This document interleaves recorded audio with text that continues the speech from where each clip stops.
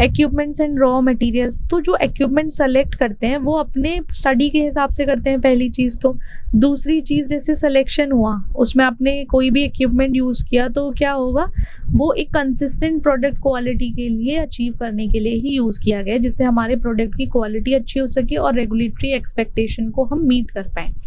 अब जैसे product type क्या है, क्या उसकी डोजेज फॉर्म है, उस हिसाब से ही तो आप इक्विपमेंट सेलेक्ट करोगे। जैसे टैबलेट है तो टैबलेट प्रेसर होती हैं, पंचिंग मशीन्स होती हैं, वो यूज़ करोगे। अब ऐसा तो है नहीं आप इंजेक्टेबल्स की जगह टैब को इंजेक्टेबल्स के थ्रू ले लो। तो वो चीज़ें इक्विपमेंट सिलेक्शन ज़रूरी है। कैपेसिटी और आउटपुट रिक्वायरमेंट है, मटेरियल कंपैटिबिलिटी चेक करते हैं। अब ये सारी चीज़ें आती हैं इक्विपमेंट सिलेक्शन। अब ये नहीं होगा तो आपका जो इक्विपमेंट सिलेक्शन है वो ख़राब हो सकता है, वो सही नहीं होगा। जनरल क्राइटेरिया सिलेक्शन के लिए देखो, एक तो उसकी फंक्शनैलिटी, आपका इक्विपमेंट काम करता है या नहीं, क्या परफॉर्मेंस है, एक्यूरेट रिजल्ट देता है या नहीं, रिलायबल है या नहीं। फिर क्रेडिबिलिटी, टेक्निकल सपोर्ट्स आते हैं, ईज़ ऑफ ऑपरेशन, एर्गोनॉमिक्स है आपका, कंप्लायंस है सेफ्टी स्टैंडर्ड से नहीं। तो ये जनरल क्राइटेरिया है सिलेक्शन का। अब परचेज स्पेसिफिकेशन है इक्विपमेंट की, कि आपको कोई भी अगर फार्मास्यूटिकल इक्विपमेंट्स चाहिए तो उसके लिए आपके पास एक स्पेसिफिक रीज़न होगा कि क्यों चाहिए।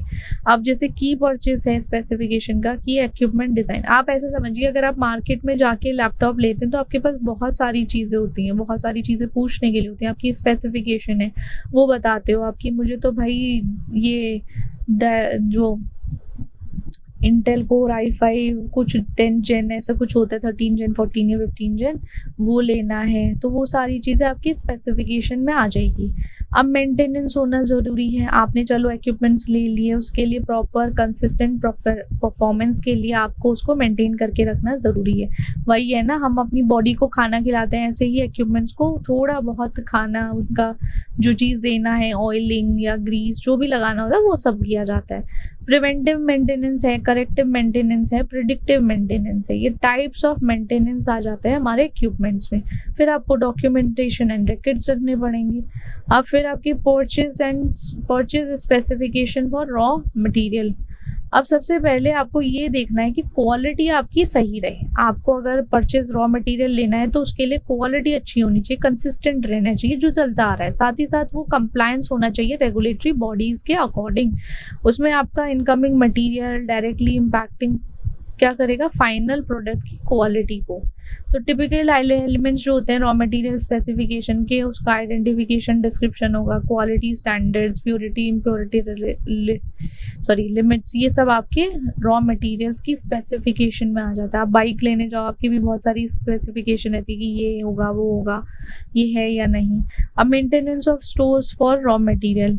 अब जो भी प्रॉपर स्टोरेज हुई है उसके लिए उसको आपको रॉ मटेरियल को हैंडल करने के लिए भी प्रॉपर एक पता होना चाहिए किस तरीके से करना है, वरना क्या होगा, कंटामिनेशन हो जाएगा, ख़राब हो जाएंगे रॉ मटेरियल्स, आपके डिग्रेड हो सकते हैं, मिक्सअप हो सकता है। तो उसके लिए मेंटेनेंस स्टोर का बहुत ज़रूरी होता है। स्टोरेज कंडीशन आपकी, जैसे टेम्परेचर अच्छा रहना चाहिए, ह्यूमिडिटी कंट्रोल्ड एनवायरनमेंट में रहे, आपका पेपर सेग्रीगेशन ना हो, क्वारंटीन एरिया, अप्रूव्ड एरिया, तो ये सारी चीज़ें हमारे स्टोरेज कंडीशन में आ जाती हैं। अब फूड स्टोरेज प्रैक्टिसेस जो होती हैं GSP, उसमें फीफो एंड फेफो होता है। तो उसमें first in first out, first expiry first out, ये फॉलो किया जाता है। प्रॉपर लेबलिंग रहेगी, रेगुलेटरी इन्वेंट्री चेक होता रहेगा कि कोई स्टॉक रोटेशन में डैमेज तो नहीं हुआ है, प्रॉपर है या नहीं। फिर क्लीनिंग एंड मेंटेनेंस आता है, तो आपको डिसइंफेक्टेंट से क्लीन करना पड़ेगा स्टोरेज एरिया को। आपको साथ ही साथ अपना टेम्परेचर और ह्यूमिडिटी मॉनिटर कराना पड़ेगा कंटिन्यूसली, क्योंकि कंडीशन, स्टोरेज कंडीशन प्रॉपर होनी चाहिए। फिर आपका पेस्ट कंट्रोल है, जहाँ पे पेस्ट हैं from contaminating stored material. Paste को इसलिए हटाना पड़ता है क्योंकि मे बी चांसेस हैं वो कंटामिनेशन कॉज कर रहा हो। Okay, so that's it for today, see you in the next class, bye bye.